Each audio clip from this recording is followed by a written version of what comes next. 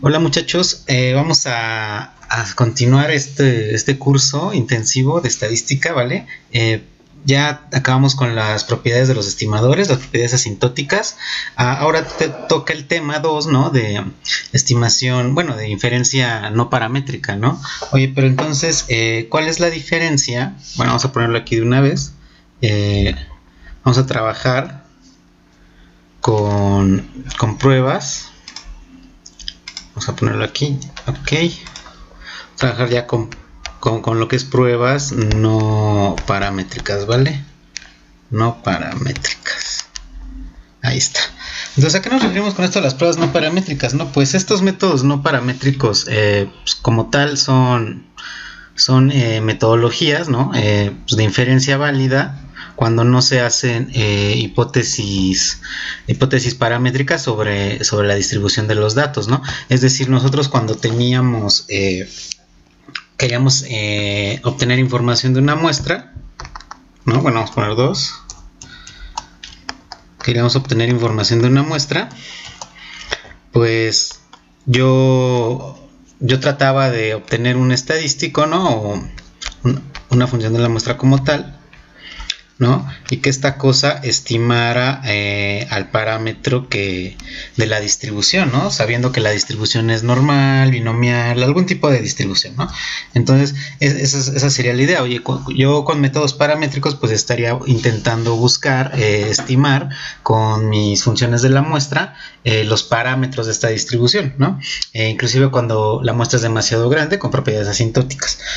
Aquí el caso es diferente, ¿no? Yo no necesito generar una estimación como tal de los parámetros de una distribución para generar este tipo de inferencias, ya que estamos trabajando con casos no paramétricos.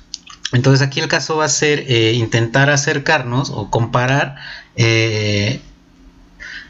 funciones, ¿no? Funciones básicas, funciones sencillas, ¿no? Hasta se van a sorprender de lo fácil que es. De hecho, es más fácil que la inferencia, ¿no? La inferencia paramétrica. Entonces, esta unidad ya va a estar más facilita, ¿vale?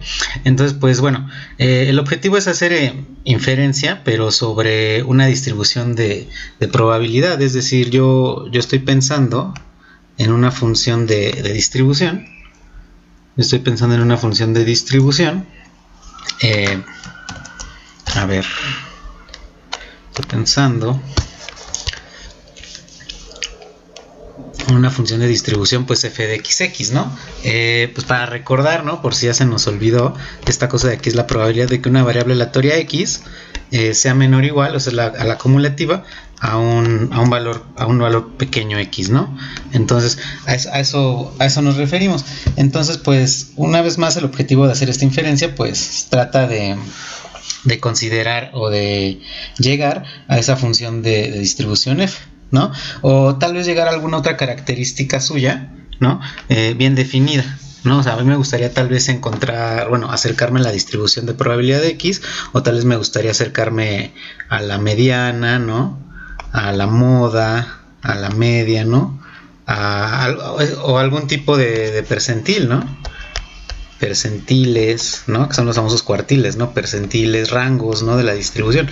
Esto es bien interesante. Entonces nosotros con la muestra x1 hasta xn, pues yo puedo trabajar de manera cuantitativa y obtener todas estas medidas, ¿no? ¿Para qué? Para caracterizar a esta función de distribución que yo me estoy preguntando, por ejemplo, cuál podría ser, ¿no? Entonces, vamos a iniciar con lo que son las pruebas de bondad de ajuste para intentar descifrar si una muestra de tamaño n, ¿no? Pertenece a una familia con una función de distribución, ¿no? Ya sea una normal, una binomial, la que ustedes prefieran, ¿no? Entonces, de un inicio, como yo conozco la distribución f, vamos a ponerla como tal ya f de x, ¿no? Igual una vez más a la probabilidad de que la variable x menor o igual que x, pues vamos a llamarla nada más f, ¿vale? O f de x, ¿no? Ya para ponernos la otra f, pues para tenerlo de manera más sencilla, ¿no? Entonces, pues ya como conocemos esta distribución f a la que queremos ajustar los datos, vamos a proponer estadísticos cuya distribución en el muestreo no dependan de f, porque esa es la idea de una estimación no paramétrica. O sea, nosotros vamos a generar estimadores, pero que no dependan de, como tal, de esta distribución que yo ya conozco, ¿no? Entonces, por eso se dice que estos métodos son libres de distribución, o pues métodos de distribución libre, ¿no? Pues por decirlo de alguna manera, aunque luego esto está mal dicho porque no necesariamente se traduciría en ese sentido, ¿no? Pero la idea es esa. Yo quiero acercarme a una función de distribución conocida con datos de una muestra, pero los estadísticos que yo genere, las métricas, ¿no? Las pruebas, no dependerán de los parámetros o necesariamente dependerán de toda la función de distribución, ¿vale? Entonces, esa es la idea como tal, ¿no? Entonces vamos a iniciar con un contraste, el de los más sencillos. Bueno, ustedes ya habrán escuchado sobre la famosa bondad de ajuste. Bondad de ajuste, ¿no? Entonces la idea es tener una muestra x1 ahí en el muestreo, una x1, xn, una muestra aleatoria simple de variables aleatorias independientes, idénticamente distribuidas, pero pues yo la tengo y quisiera saber a qué distribución pertenecen, o sea, cuál es su función de distribución. O sea, esta de aquí arriba.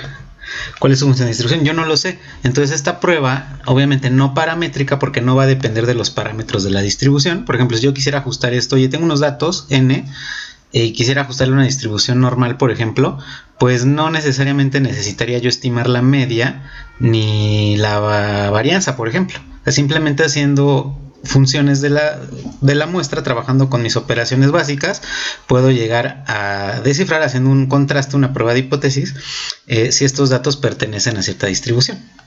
¿De acuerdo? Entonces, pues la prueba más sencilla de esta bondad de ajuste no paramétrico, pues es la famosa KS, ¿no? La prueba de Kolmogorov-Smirnov, ¿no? Esto vamos a trabajar la prueba no paramétrica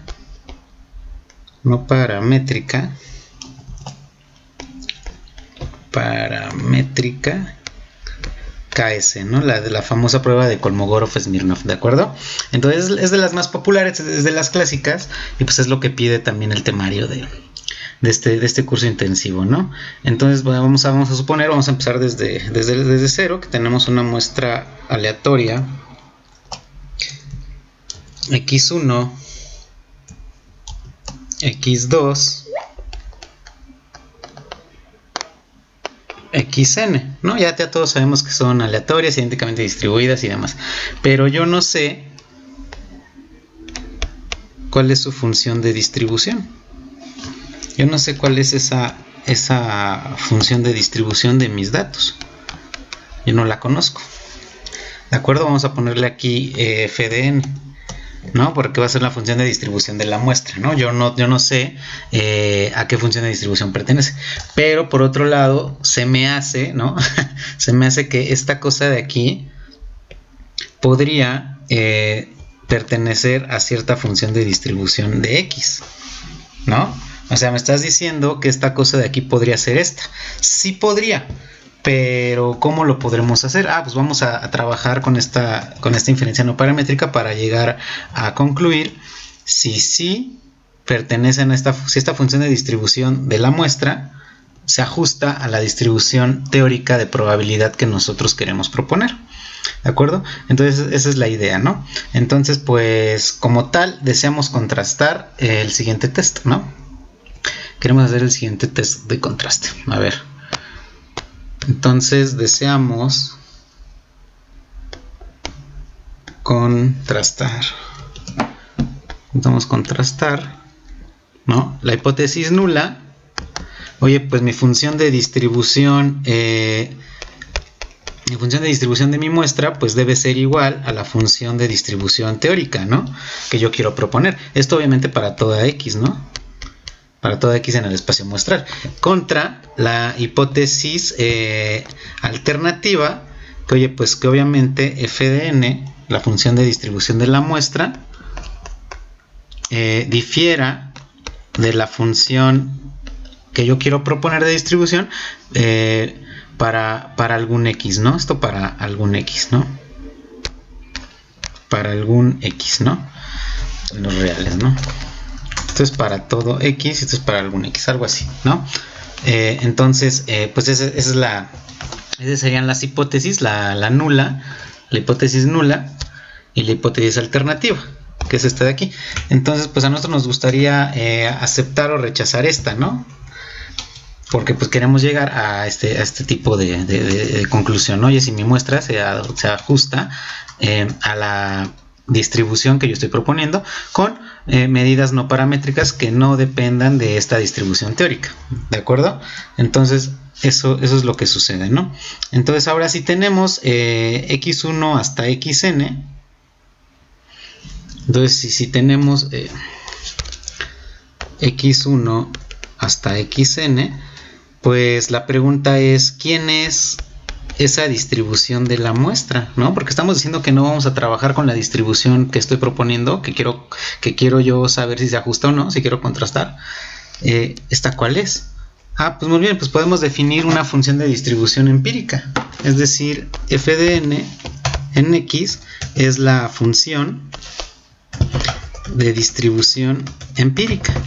Empírica, ¿por qué? ¿Qué significa empírico? Pues que viene de los datos, ¿no? Empírica.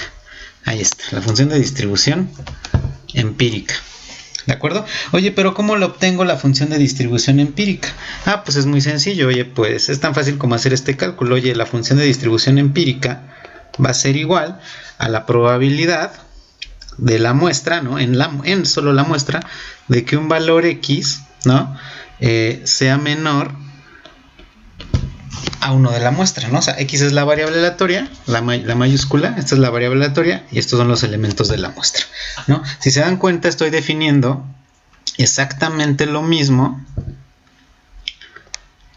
que para una función de distribución. ¿Ya vieron? Porque una función de distribución como tal es la probabilidad, la acumulativa, de que la variable aleatoria sea menor o igual a ese valor, ¿no? Entonces tiene que ser en el mismo sentido, ojo, ¿de acuerdo? Entonces esa es la función de distribución empírica, pero ya definiéndola pues va a ser igual a 1 entre n, o sea, obviamente tendríamos que dividir entre el total de la muestra por la cardinalidad, ¿no? O sea, por el número de elementos de los xy que sean menor o igual que x, obviamente esto para i igual a 1 hasta n, ¿no? Entonces esa es la función de distribución empírica, ¿no? Oye, pues entonces, a ver, en español, oye, pues tengo que entender cuál es la esencia de esta función de distribución empírica y cómo funciona para poderla aplicar, ¿de acuerdo? Entonces, oye, esta cardinalidad, ¿qué significa?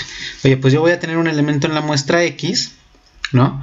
Y voy a contar todos los elementos, por eso estamos hablando de cardinalidad, ¿no? Voy a contar todos los elementos x y en la muestra que satisfagan esto, que sean menores o iguales a ese valor x, ¿no? Ya que tengo el número de elementos que satisfacen esta condición, esta cardinalidad, los divido entre n, ¿no? Entonces acuérdense que esto ya es una probabilidad, porque una probabilidad es el número de eventos que satisfacen lo que yo estoy buscando entre el total del espacio muestral, ¿no? Que vendría siendo n, el número de elementos de la muestra. Entonces esa es la función de distribución. Entonces, oye, ya expresando esto en términos ya más elegantes, pues la función de distribución empírica, pues si es un número de elementos que satisface esta condición, yo la puedo definir como S1 entre n, ¿no?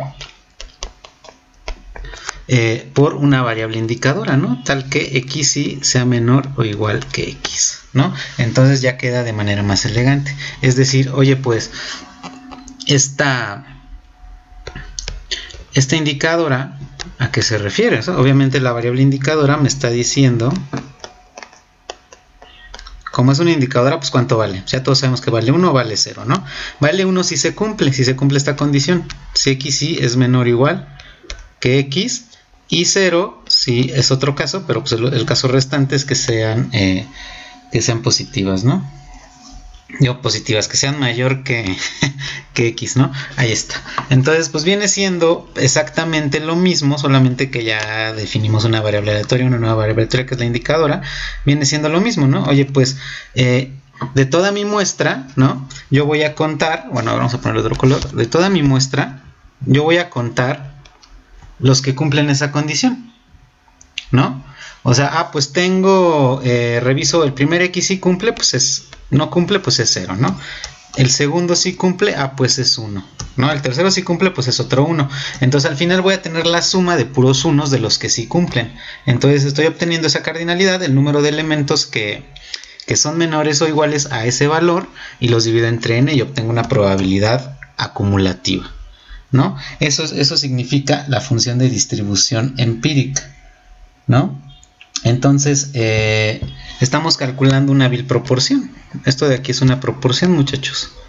Es un porcentaje, o sea, es una probabilidad, es una probabilidad como tal, ¿no? Entonces, es la proporción, ¿no? La probabilidad de los valores que son menores que x respecto al total n, ¿no? Entonces, si nos damos cuenta,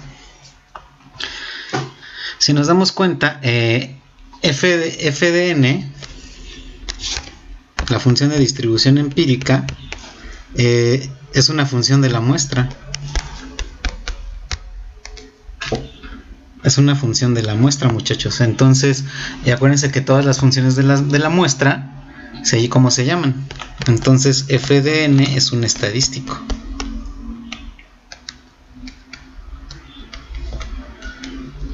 Es un estadístico, ¿no? Y si deseamos aproximarnos a f, ¿no? A la verdadera f, así que yo con fn de x busco aproximarme a f de x, a la verdadera función de distribución, entonces estoy diciendo que esto de aquí es un estimador de f de x. Entonces f de n, la función de distribución empírica, es un estimador, ¿no?, de f de x. O sea, se dan cuenta que yo sigo en una onda, ¿no? En un mood no paramétrico, porque no estoy estimando los parámetros de la distribución. Simplemente estoy proponiendo una función de distribución empírica bastante sencilla, que funge como un estimador de la función de distribución que yo estoy proponiendo, de la que yo quiero saber si se ajustan mis datos, ¿no? Entonces, este estimador pues tiene propiedades.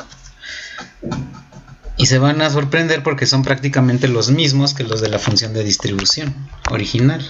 Bueno, cualquier función de distribución, ¿no? Propiedades, ¿no? Uno, pues, la función de distribución empírica, ¿no? Pues siempre está entre 0 y 1, ¿no? Para todo x en el espacio muestral. O sea, porque pues como ya dijimos que es una suma de cardinalidades entre n, pues siempre está entre 0 y 1 y es fácil de demostrar.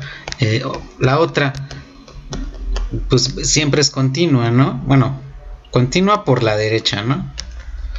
Porque acuérdense que si un espacio muestral se va hacia la izquierda de otro lado y no está la variable, pues ahí tengo problemas de continuidad. Pero siempre es una función de distribución, siempre es continua por la derecha, ¿no? Una propiedad adicional.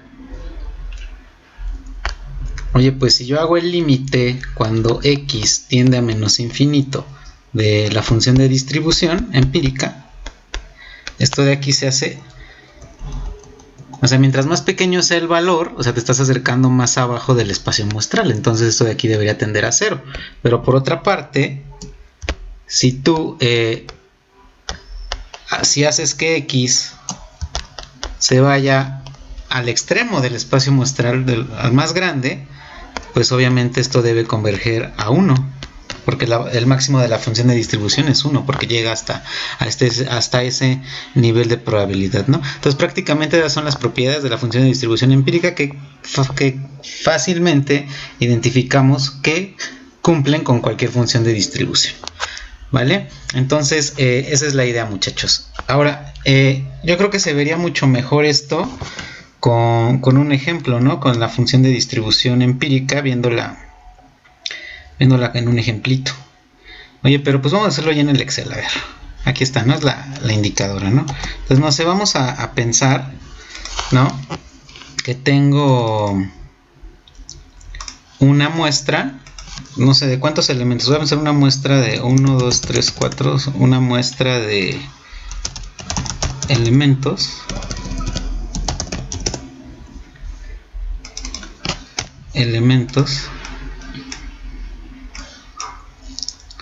vamos a empezar, vamos a trabajarlo primero con algo básico, ¿no? Con unos 30, ¿no? Porque ya es que dicen por ahí que 30 ya es número grande, entonces pues algo así, ¿no? A ver, entonces elementos, entonces pues vamos a ponerle la muestra, ¿no? Vamos a ponerle aquí la muestra. Oye, pero pues ¿qué será? No sé, pues se me ocurre, bueno, obviamente yo voy a tener la muestra de ahí que no voy a saber de qué variable es, pero pues vamos a ver un pequeño ejemplo sabiendo la distribución, vaya. Pues se me ocurre pues una normal estándar, ¿no? A ver, vamos a poner aquí, ¿cómo genero una normal estándar? Pues acuérdense que era con la función inversa, ¿no? Ya lo habíamos visto en videos anteriores, en la consistencia, ¿no? Distribución normal estándar inversa de una uniforme 0,1, ¿no? Que era el aleatorio. Ahí está. Y ese dato, muchachos, es normal. ¿De acuerdo?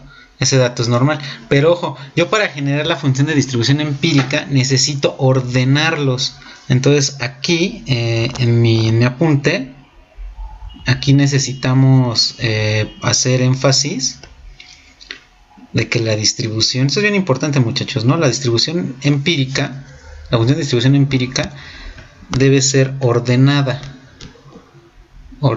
necesariamente, ¿no? Y ahorita vamos a ver por qué. Fíjate, entonces estos de aquí, si tú pones F9, function F9, pues se van a actualizar, ¿no? Pero yo necesito ordenarlos. O sea, imagínate, si yo hago esto y hago ordenar, si yo los ordeno de menor a mayor, pues ya los tengo ordenados, ¿no? Ahí se ve. Pero ya no se ordenaron porque se actualizaron en el cálculo, porque cada que yo corro una fórmula se actualizan, entonces no me sirve que se actualicen a cada rato. Entonces lo que voy a hacer va a ser, los voy a fijar, porque tengo esa muestra, voy a trabajar con esa muestra fija, los voy a pegar como valores y así ya no se van a mover. O sea, si yo presiono F9 o función F9 no se mueven, ¿vale? Entonces ahora sí los puedo ordenar. Datos, ordenamos de menor a mayor, continuamos con la selección. Y ahí está, se ve que el más negativo está hasta arriba y el más positivo está hasta abajo. Entonces ya están ordenados de mayor a menor. En ese momento yo puedo generar la función de distribución empírica, ¿no? Entonces esta va a ser la muestra y pues va a ser el valor X, ¿no? Ahí está. Entonces vamos a ponerle ahí el subíndice para que se vea bonito.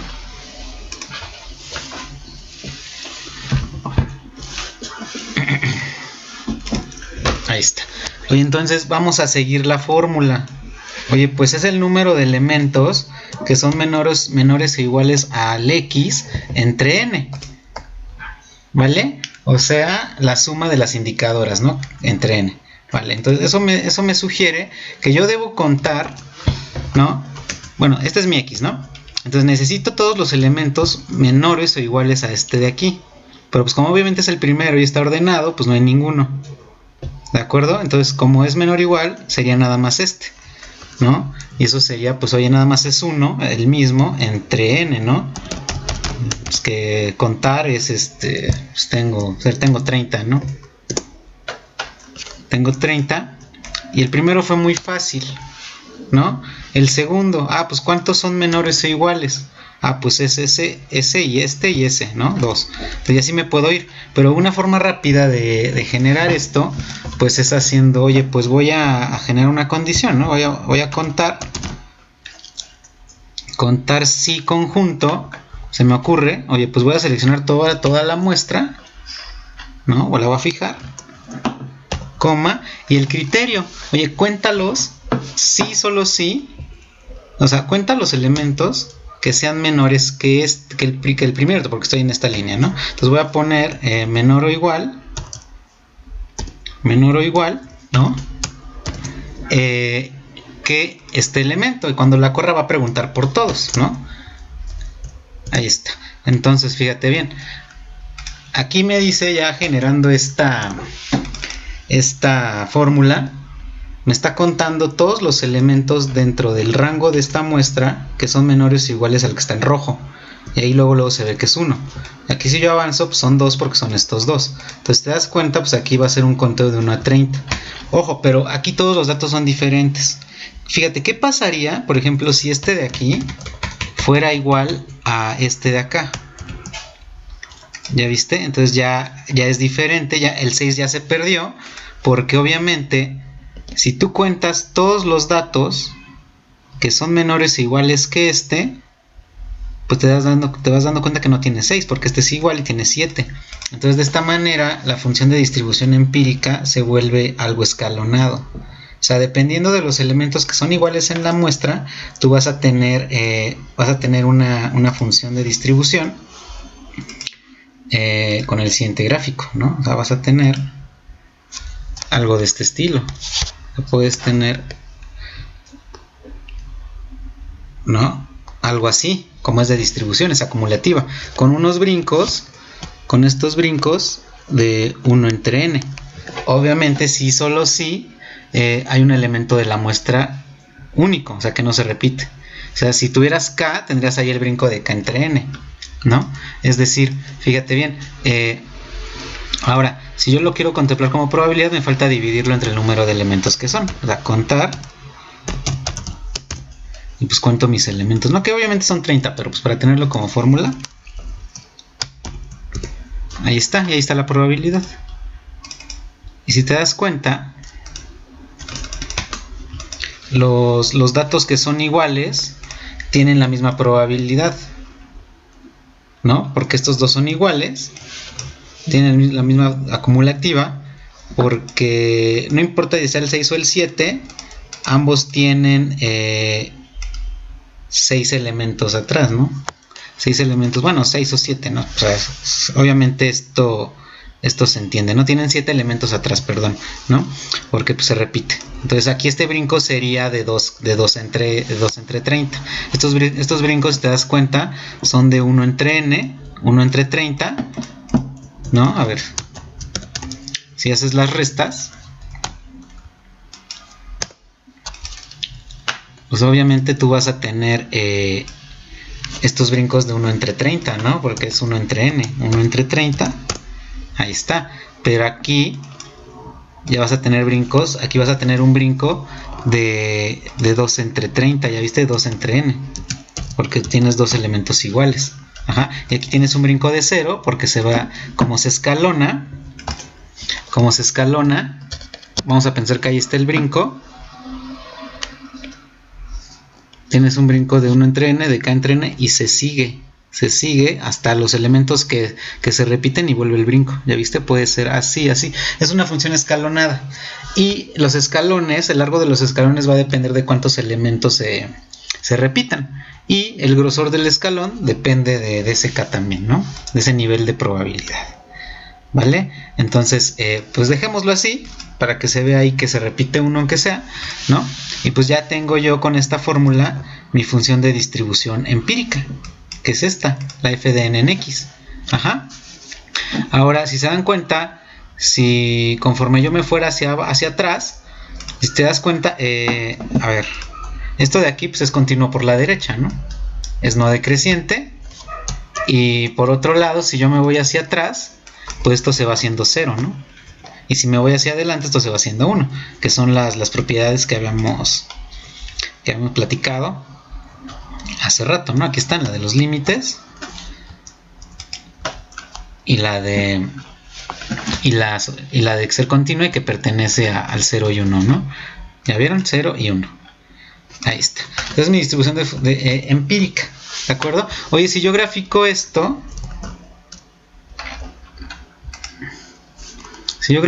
¿cómo me queda? Pues obviamente me va a quedar esos escaloncitos, ¿ya vieron? Obviamente no se ven tanto como escalones, porque pues es una gráfica de curvitas, ¿no? Entonces ahí se ve un poquito mejor, ¿no? Ahí está. Entonces esa es la función de distribución. Oye, pues qué feo se ve eso, ¿no? Vamos a ver si la podemos cambiar.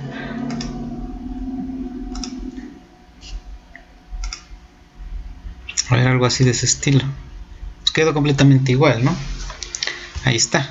no se ve tanto el escalón que se mantiene por este brinco de que fue el mismo valor, dado que es un valor repetido para 30 datos, pues se ve pequeño, pero pues no pasa nada. Ahí está, ¿no? Ahora, a mí me gustaría compararlo con la función de distribución original, de una distribución normal, ¿no? Esto viene de una normal estándar, acuérdense, este es un caso para una normal estándar. Normal 0,1, vienen de una normal estándar. Oye, ¿y pues cuál es la distribución normal estándar? Tiene que ser acumulativa, tiene que ser una distribución, ¿eh? Distribución normal estándar devuelve la distribución acumulativa, aquí está, ¿no?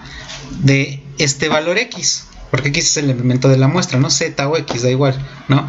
Entonces me está preguntando por esa distribución de ese valor y pues lo corro, ¿no? Entonces esta es la distribución empírica, ojo, es no paramétrica porque no dependió de los parámetros de la normal estándar, es decir, yo para construirla no necesité saber que era una normal, ni necesité saber que la media es 0, ni necesité saber que la varianza es 1. No lo necesité. Ahí está la muestra, trabajé de manera no paramétrica y ahora quiero comparar esto con la distribución normal estándar, ¿no? Que es esta parte de acá. Ahí está. Ahora si yo grafico esto de aquí, pues voy a ver cómo se comporta la verdadera distribución normal, ¿no?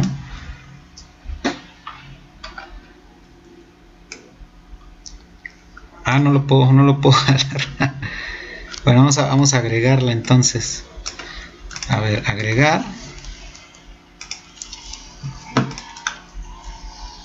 Voy a agregar a f de x, a la original. X es espacio muestral. Y va a ser la función de distribución teórica, ¿no? Entonces vamos a darle enter. Y obsérvese que se parecen, pero no son iguales, se parecen. Ajá. Entonces, ¿qué sucede? Pero tengo una muestra pequeña, ¿no? Y hasta hace rato habíamos platicado que sí, f de n es un estimador. Este de aquí es un estimador de f de x, ¿no? La muestra, la distribución, la función de distribución empírica es un estimador, ya habíamos dicho, de la función teórica de probabilidad, ¿no? Y se ve que más o menos se ajusta. Pero ¿esto por qué no se ajusta bien? Ah, porque pues tengo 30 datos, ¿no? O sea, vamos a pensar, ojo, fíjate bien, vamos a pensar que voy a tener más datos. No sé, tal vez unos 100, ¿no? A ver, ¿qué será? Vamos a poner 100, una muestra más grande. Ahí está. Y pues voy a generar datos igual aleatorio. No, digo, normales, ¿no? De distribución. Normal estándar inversa. Aleatorio, ¿no? Ahí está, de una uniforme 0, ahí está. Entonces estoy generando todos estos datos, ¿no? De la distribución normal estándar. Los voy a, aquí ya se me hizo un alboroto porque no están, ojo, no están ordenados. Y siempre deben estar ordenados, ¿no? Acuérdense. Entonces voy a copiar y los voy a pegar como valores para poderlos ordenar. Ahí está, ya todos son valores, aquí se ven f de x. Ahora, los voy a ordenar una vez más. Ahí está. Y ya tengo los datos ordenados, fíjense bien. Y ahora le calculo su función de distribución empírica, ¿no? Con esa misma fórmula que ya tenía, es decir, funciona para cualquier rango. El rango es el número de la muestra, ¿no? Entonces de aquí me paso para obtener bueno, y es rápido, ¿no? Copio este rango y lo pego de este lado, ¿no? Para que agarre los 100. Ahí está. Síganme aquí en f de x. ¿Sale? Entonces ya estoy haciendo, y pues luego se ve que este es 1 entre 100 y así, ¿no? Ahí está. Y ahí se ve mejor ajuste, pero es porque no he terminado. ¿Ya vieron? Aquí me faltó correrlo. Y ya quedó, ¿no? Entonces tengo mi función de distribución empírica hasta 100. Termina en 1. Siempre debe terminar en 1. Y tengo mi distribución teórica de probabilidad. Ahí está. Entonces fíjate. Ya se acerca de mejor manera. Ya se acerca de mejor manera a los datos. Es más, ni siquiera está completa la gráfica, ¿ya vieron? Ni siquiera está completa la gráfica y de hecho el ajuste se va a ver mucho mejor.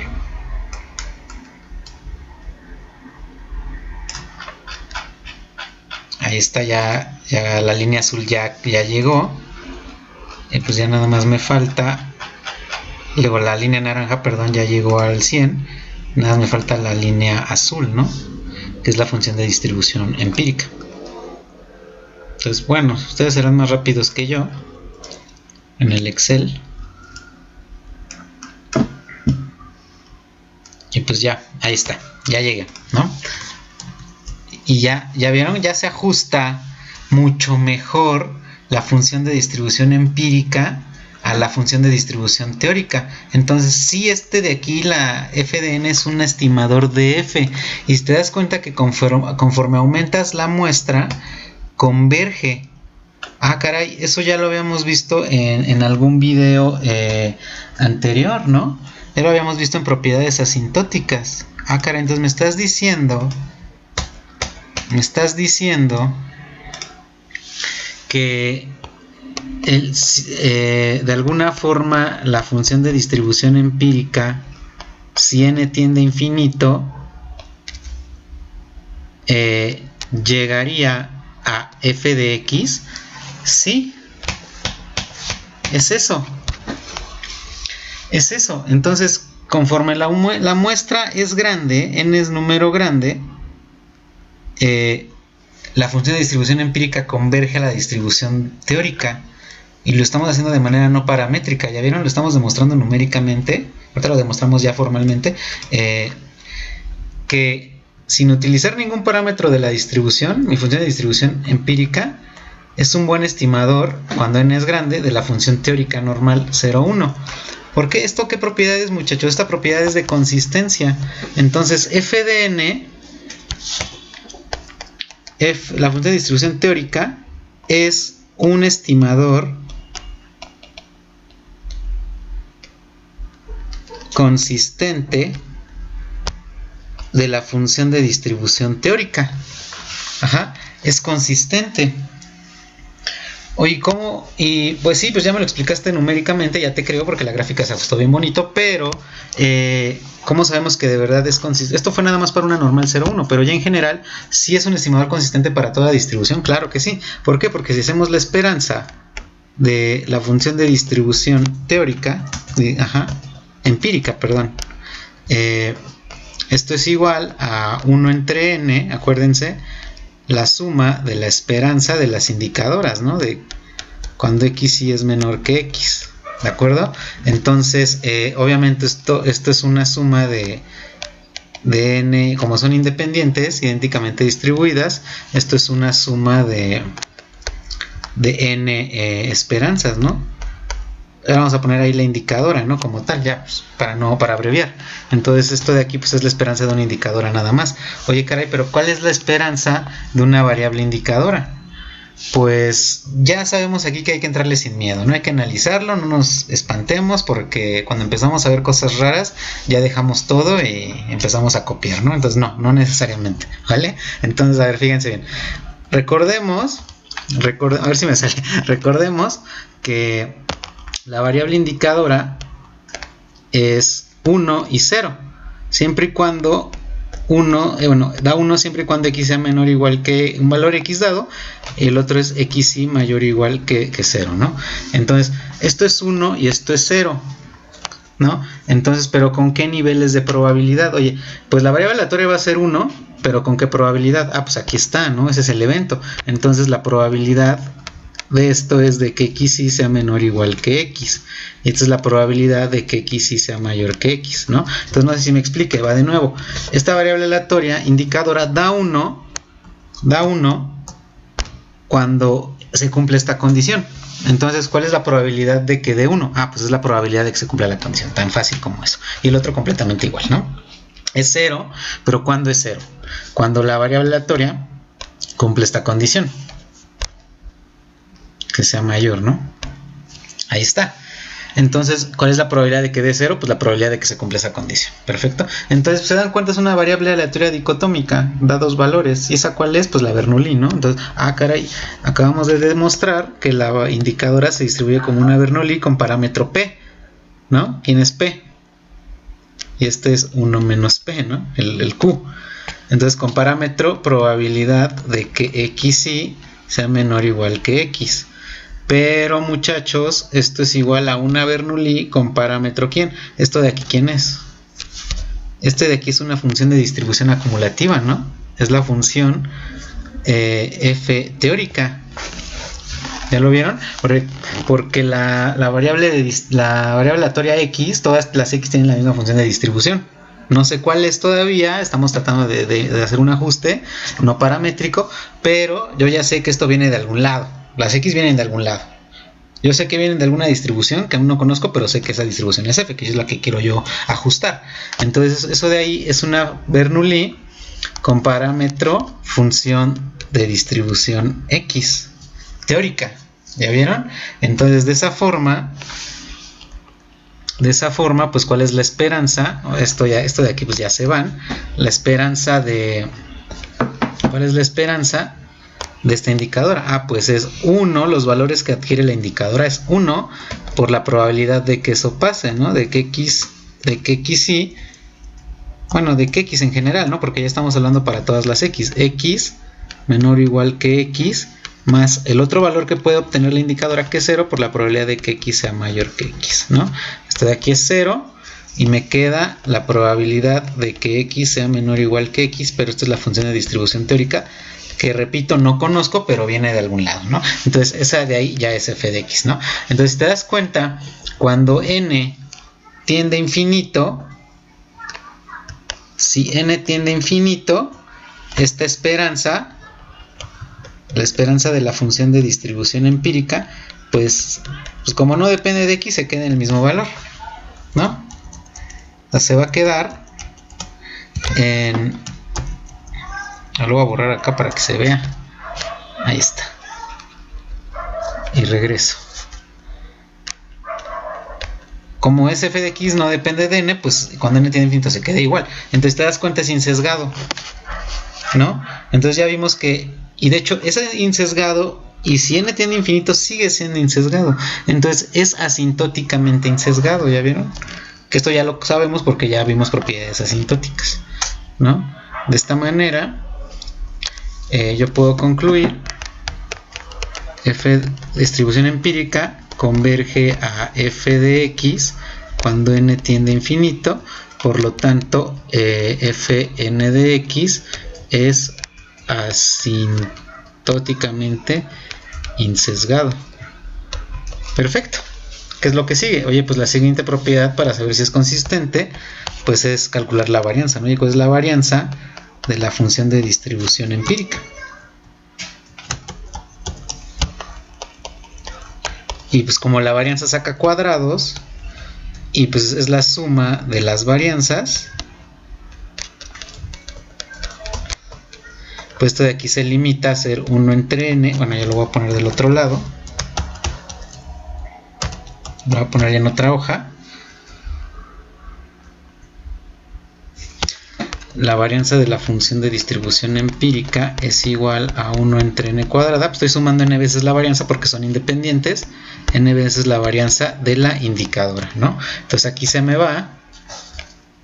Aquí se me va este con este, ¿de acuerdo? Y por otra parte, pero ya habíamos dicho que la indicadora era una Bernoulli con parámetro P, que es función de distribución X. Así, fíjate bien. Esto de aquí es igual a 1 entre n, porque se fue la n de arriba con el cuadrado, es igual a eso por la varianza que sería p por 1 menos p, pero p habíamos dicho que es f de x por 1 menos f de x, que es el 1 menos p, y ahí está la varianza. Ahora, si n tiende a infinito, ¿esto cuánto vale? 0. Se hace 0. Se hace 0. Entonces, si n tiende a infinito, entonces, a ver cómo lo puse acá. Para concluir, esta es la esperanza, ¿no? que es la esperanza de f de x tiende a f de x y ya es consistente, ya es asintóticamente sesgado. Entonces la varianza de f de n de x tiende a 0 cuando n tiende a infinito y ya cumple con las dos propiedades de ser asintóticamente insesgado, digo, de ser consistente, que su varianza se vaya a 0 y que sea asintóticamente insesgado. Por lo tanto, ya lo demostramos numéricamente, lo vimos en la gráfica solo para un caso, que sí converge cuando n es grande, sí converge la función de distribución empírica, muchachos, converge a la distribución de probabilidad teórica. Ajá. De forma no paramétrica, obviamente, porque no estamos usando ningún parámetro en la distribución empírica. Ahora, ya lo demostramos particularmente numéricamente y ya lo demostramos para todo caso, ¿no? Por lo tanto, la función de distribución empírica es consistente.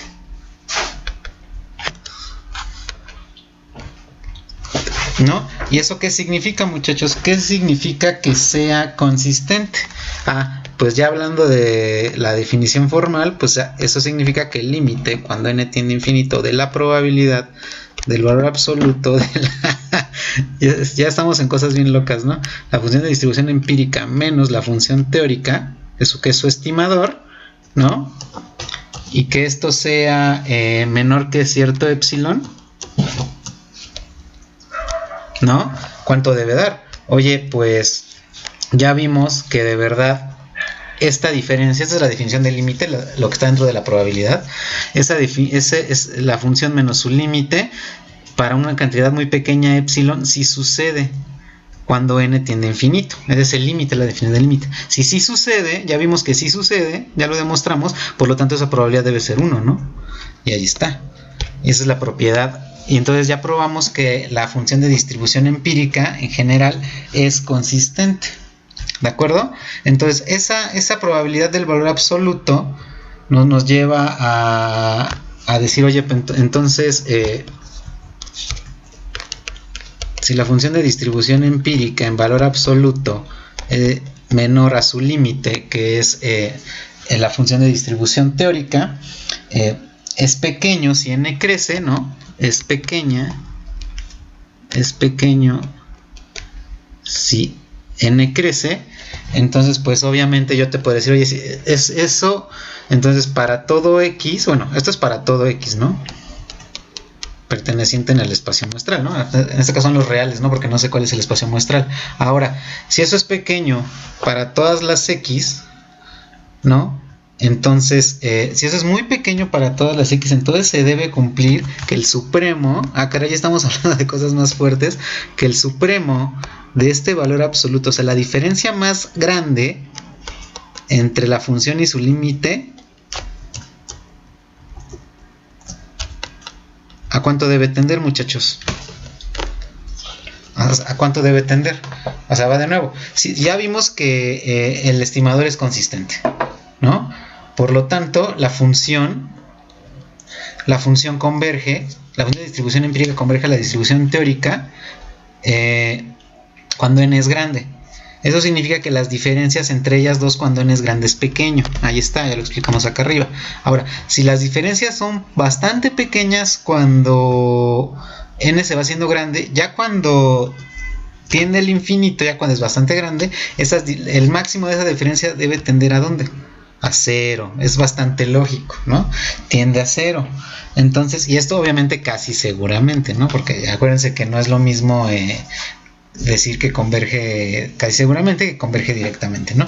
Converge casi seguramente, ¿vale? Este resultado nos va a ayudar a definir nuestro siguiente estadístico. Oye, entonces, ¿por qué me estás enseñando tanta teoría, no? Si esta es cosa no paramétrica. Bueno, es que la idea es llegar al estadístico de la prueba de Kolmogorov-Smirnov, ¿no? Para ajustar la distribución de probabilidad. Bueno, yo ya llegué a el siguiente dn, lo voy a llamar dn, que es el supremo, ¿no? De la función de distribución empírica menos la función de distribución teórica. ¿De acuerdo? Sale. Entonces, estoy llamando dn, este es un nuevo estadístico. Este es un nuevo estadístico porque es una función de la muestra.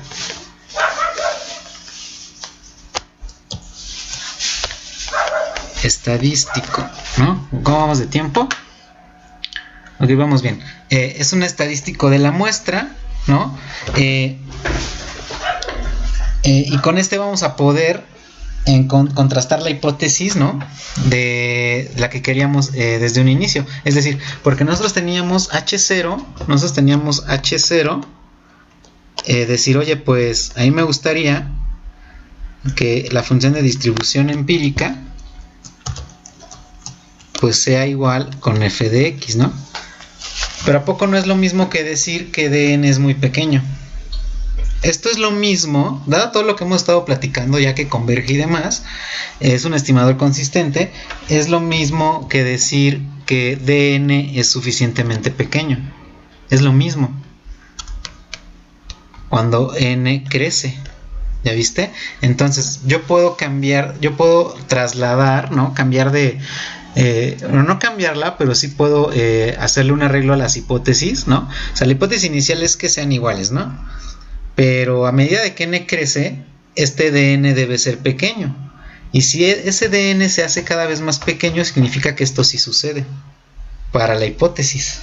¿Ya vieron? Por lo tanto, si ese dn es pequeño, H0 se aceptaría. Es más, vamos a ponerlo aquí. Así.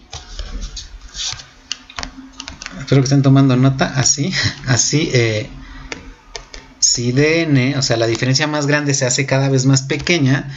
Si dn es pequeño, conforme n crece, ¿no? Entonces H0 igual a distribución empírica igual a f de x teórica se aceptaría. Y la prueba ya valdría ya valdría la pena hacerla, porque yo diría, de verdad mis datos se ajustan a esa distribución. Esta muchachos es la famosa prueba de Kolmogorov-Smirnov, ¿vale? Ahora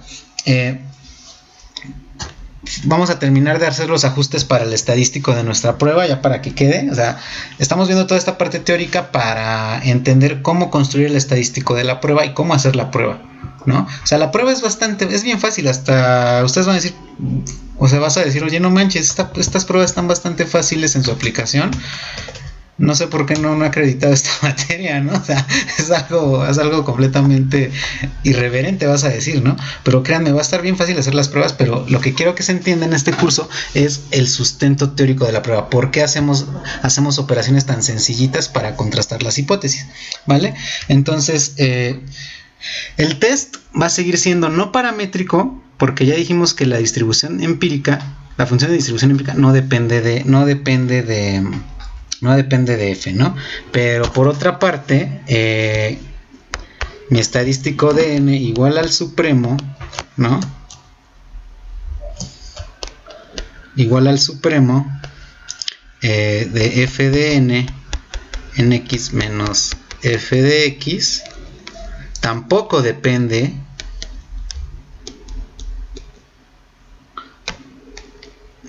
tampoco va a depender de quién, de f de x. Ah, caray, ¿cómo que tampoco va a depender de x? Exacto, no depende de x. ¿Por qué? Digo, de la función de distribución. Oye, ¿por qué? Si aquí está, yo la puedo ver, no me puedes engañar.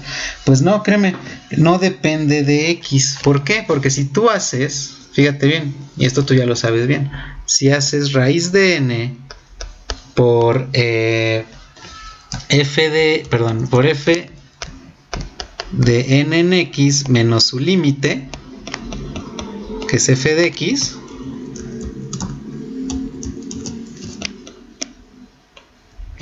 déjenme poner bien porque se confunde con el valor absoluto. Si tú haces ese raíz de n, ¿se acuerdan de ese raíz de n, muchachos? De la varianza límite. Entonces esto de aquí converge a una normal con media cero, ya que la esperanza asintótica es la misma, están restándose, por la varianza límite, que sería f de x por 1 menos f de x. Ahí está. Nos vamos a ponerlo en otro lado para que se alcance a ver, ¿no? Entonces fíjate bien. Entonces raíz de n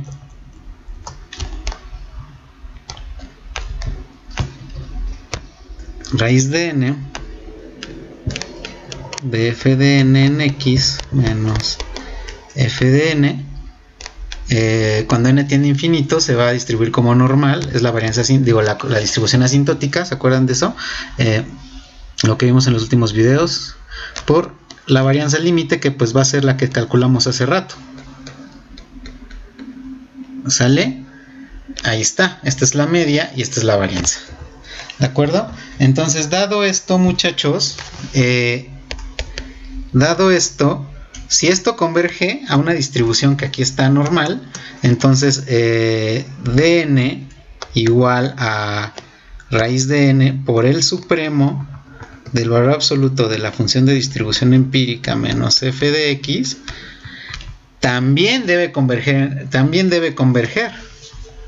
Si esto converge, forzosamente esto converge. ¿Pero a dónde converge, muchachos? ¿A una normal? No necesariamente. Por el teorema, no necesariamente, porque estamos tratando del supremo y estamos hablando de un valor absoluto también, ¿no? O sea, la ley de los grandes números nos va a garantizar ese tipo de normalidad, pero no necesariamente va a ser una distribución normal como tal. No, ¿por qué? Porque estamos hablando del supremo, del valor absoluto, estamos hablando de estas diferencias, ¿no? Entonces, fíjense bien. Entonces, yo estoy trabajando con el supremo del valor absoluto de unas restas. Ajá. Entonces, esas restas, muchachos, en valor absoluto son distancias para cada valor x. Son distancias de la función de distribución empírica a la función teórica. En valor absoluto son distancias. Entonces, el supremo, pues obviamente va a ser el máximo de las distancias positivas y negativas, que al final van a ser positivas por el valor absoluto. Entonces, estoy hablando de un máximo, ¿no? Y un máximo no necesariamente se distribuye normal. Ajá. Entonces, estoy trabajando con ese máximo. Y con la raíz de n, pues obviamente va a cambiar. Entonces, dado el valor absoluto, ¿no? Vamos a poner aquí dado el valor absoluto, ¿no? Y el TLC, ¿no? El teorema del límite central, vamos a llegar a que la distribución, a que la probabilidad, ¿no? La función de distribución de raíz de n por dn, donde n es ese supremo, que sea menor o igual a algún valor c, fíjate bien, va a ser 1 menos 2 veces la suma desde que i es igual a 1 hasta n, ¿no? De menos 1 por i menos 1 por la exponencial de, si no me falla, es menos 2 por i cuadrada por c. ¿No? A ver, lo voy a poner bien. Por i cuadrada por c. Ahí está, ¿no? Y date cuenta que no necesariamente fue normal. Sí, por el teorema del límite central y por la normalidad sale la exponencial, ¿de acuerdo? Estos menos 1 elevados en potencia, que son 1 menos 1 si es par, impar y demás, se dan por el valor absoluto, ¿no? Por las distancias, por estas distancias. Se da por estas distancias, y como es valor absoluto, pues por eso estamos alternando el signo, ¿no? ¿De acuerdo? Y por la raíz de n llegamos a algo de este tipo. Y es una suma porque estamos hablando de función de distribución. O sea, estamos sumando todos los elementos que están atrás de ese valor c, que aquí está, del c, ¿no? Entonces, esa es la distribución asintótica de este supremo, de esta raíz de n por ese supremo, muchachos. Es una demostración larguísima. Entonces, pues no vale la pena. Es más, se la pueden aventar ustedes de tarea. No es difícil, pero sí está larguísima, ¿vale? Entonces ahí está el resultado, ¿no? Está explicado, hace sentido, es lo que a mí me gusta, hace bastante sentido. Entonces ya tenemos esa distribución de probabilidad, ¿no? Esto obviamente se sugiere cuando n tiende a infinito.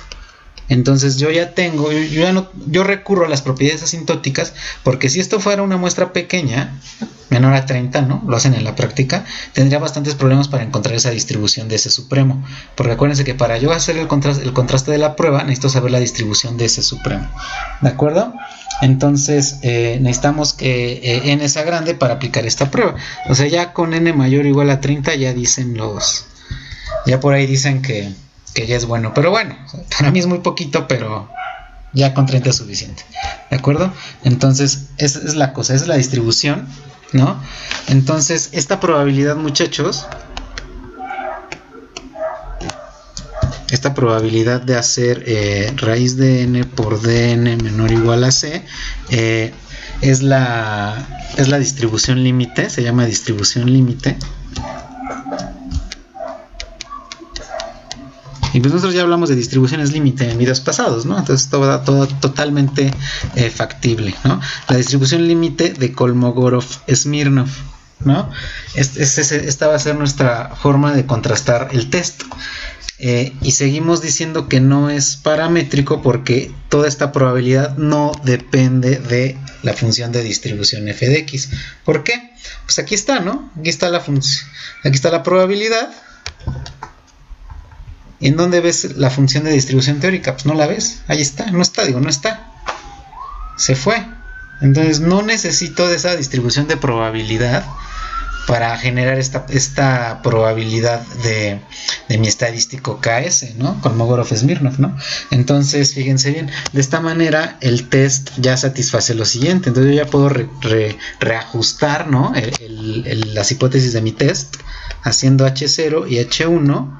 Bueno, las iniciales eran, oye, pues f de x, no, la función empírica, de distribución empírica, que sea igual a f, ¿no? A la función de distribución teórica. Y la alternativa es que sea diferente. ¿Estamos de acuerdo? Pero esto de aquí viene siendo exactamente lo mismo por todo lo que ya platicamos, ¿no? A que las diferencias entre estas dos sean pequeñas. Pero ¿quién te va a marcar esas diferencias entre las dos? Ah, pues me lo va a marcar S raíz de n por dn, esa distribución asintótica que se va haciendo cada vez más pequeña cada que n crece.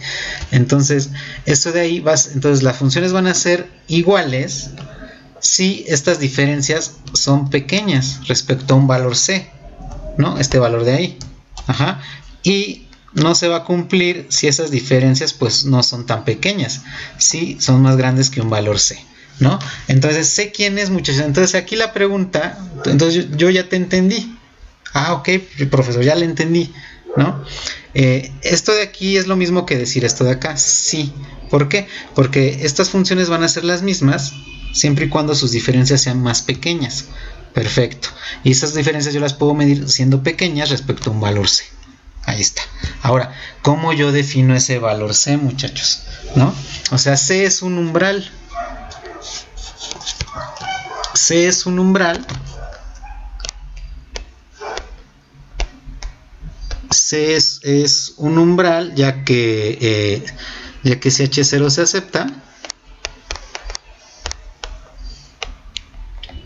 ¿no? Ya que si H0 se acepta, entonces la diferencia entre f de n y f, ¿no? Es pequeña, ¿no? Es pequeña a medida de que n crece, ¿vale? Obviamente para c, para este valor c, y c va a depender de quién creen, muchachos. ¿Qué hace falta? O sea, ¿qué hace falta en un test de hipótesis? ¿Qué hace falta en este test de contraste, muchachos? Ya tengo las hipótesis alternativas, ya tengo el estadístico, ya tengo mi zona de rechazo, ¿no? Mi zona de rechazo es mi zona de aceptación y rechazo va definida por C, ¿no? Aquí está, aceptación, rechazo, va definida por el C. ¿Qué es lo que hace falta? Ah, pues hace falta la confianza, ¿no? Hace falta la confianza 1 menos alfa, bueno, o el error alfa de la prueba. Entonces va de nuevo, ese valor C que va a definir si yo acepto o rechazo la hipótesis, es un valor que depende de ese error, ¿no? Es decir, una vez más, C es un umbral, ¿no? Donde H0 se acepta si la diferencia entre Fn y F se hace chiquita a medida de que n crece, ¿vale? Y esto obviamente es para el valor C, donde C va a depender del nivel de confianza de la prueba. Ajá, entonces, caray, entonces ese C no es arbitrario, no, ese valor C lo tenemos que encontrar. Entonces, acuérdense que alfa es el error de la prueba. O sea, alfa es la significancia, ¿no? El famoso .05, .1, .01, ¿no? Es el error de la prueba. Caray, entonces me estás diciendo que el error de la prueba tiene que ver con la zona de rechazo. Ok, pues entonces debe ser la probabilidad de que mi estadístico rechace la prueba, es decir, que sea mayor o igual a un valor C. Esa probabilidad debe ser mi error. ¿Ya lo vieron? Entonces esa probabilidad es mi error. ¿Por qué? Porque si yo rebaso mi error, o sea, la prueba, obviamente la prueba de hipótesis no es exacta, tiene un límite, tiene un error. Yo puedo aceptar, bueno, no rechazar la hipótesis nula con cierto nivel de error, pero si ya me paso de ese error, significa que estoy aceptando la hipótesis alternativa, lo que es este evento, raíz de, bueno, mi estadístico mayor o igual que ese valor C de rechazo. Entonces, ese error debe ser esa probabilidad, ¿no? Entonces nosotros debemos resolver numéricamente, bueno, resolver para encontrar ese C, ¿no? Porque alfa ya es el nivel de confianza, alfa es el error de la prueba y yo debo encontrar ese C, ¿no? Entonces de ahí yo puedo decir, muchachos, que alfa, pues ya habíamos dicho que es la probabilidad de esto de aquí mayor que C, pero eso es 1 menos la probabilidad de que raíz de n por dn sea menor o igual que C, ¿no? Esto es igual a 1 menos esta probabilidad. Y ya habíamos dicho que esa era la distribución asintótica, ¿no? De mi estadístico KS, que está aquí, ¿no? Que es 1 menos 2 y toda esa suma, ¿no? Entonces vamos a ponerlo ahí.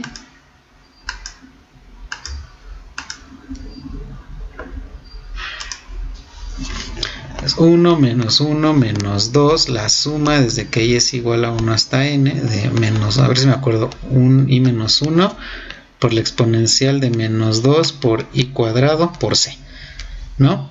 Entonces pues ya obviamente esto de aquí, este 1 de aquí se va con este 1 y queda menos por menos más. Entonces esto es igual a 2 por la suma, bueno, una vez más lo vamos a escribir, menos 1 por las distancias, ¿no? Menos 2 y cuadrada por c, y ahí está. Entonces alfa va a ser igual a esto. Entonces yo tengo que encontrar el valor c, ¿no? Tengo que encontrar numéricamente este valor c, porque pues obviamente no lo puedo despejar analíticamente como tal, para poderlo poner en mi prueba, muchachos. Esa es la idea, ¿no? Entonces de ahí que el valor C debemos obtenerlo de esta forma, ¿no? Así el test ya de forma general, o sea, ya después de una hora de estar platicando de teoría, ¿no? Mi test no paramétrico va a quedar como sigue. Entonces el test de bondad de ajuste, ¿no? El fit test, ¿no?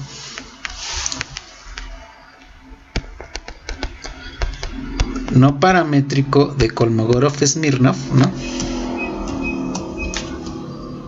Que a ustedes les gusta mucho eso del Smirnov, ¿no? Va a quedar de la siguiente forma, ¿no? H0, ya empezando bien, H0, oye, pues mi función de distribución empírica es la misma que la función de distribución teórica, perfecto, ¿no? Contrastada versus H1, oye, pues que sean diferentes, muy bien, ahí está, ¿no? Y para confianza, 1 menos alfa, porque recuerden que alfa es el error, la confianza es 1 menos alfa. Para confianza 1 menos alfa,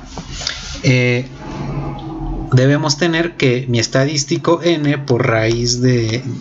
Mi estadístico raíz de n, perdón, por dn, ¿no? Que es igual a raíz de n por el supremo, ¿no? De f de n en x menos f de x, o sea, la función teórica de probabilidad, ¿no? Sean menores o iguales que ese valor c, porque es todo lo que hemos venido diciendo desde hace rato, ¿no? A ver, Ahí está, tiene que ser menor o igual a ese valor C, porque si esto de aquí, si esa raíz de n por ese estadístico de n es mayor que C, pues ya no son iguales, porque necesitamos que la diferencia sea pequeña, tiene que ser menor o igual a ese valor C. Esto, si sucede esto, aceptamos H0, ¿no? O bueno, o sea, los muy puristas se van a enojar, ¿no? Sus profesores de estadística se van a enojar porque es que no estás aceptando, o sea, tenemos evidencia estadísticamente suficiente para no rechazar H0, o sea, no la estás rechazando, pues no la estamos aceptando, o sea, bueno, ya dejémonos de payasadas, nos quedamos con H0, ¿de acuerdo? Entonces, si sucede esto, llegamos a H0. Si te das cuenta, esta lámina se entiende bastante bien, ¿no? O sea, si tú llegas a una clase sin saber estadística y te dicen, ahí está esta es la hipótesis, son las hipótesis, calculas este estadístico y si es menor que el C es un valor de tablas, ¿no? Casi te lo venden en el CCH, ¿no? En la prepa. Te lo venden ahí. Oye, pues vamos a ver tablas, ¿no? Esas tablas que es, aquí lo vamos a calcular todo desde cero, ¿vale? Entonces, tú llegas a tu clase, te presentan las hipótesis, el estadístico, lo construyes, buscas en tu tabla si es menor que C. Sí es, acepto. No es, pues rechazo. Y se acabó. Entonces, así de fácil, muchachos. Pues es que está bien fácil hacer el test. Pues sí, es que es no paramétrico, ¿no? No depende de los parámetros de F. Pero para entender esta lámina tuvimos que platicar hora y cuarto, ¿no? Está padre, ¿vale? Vamos a ver un ejemplo.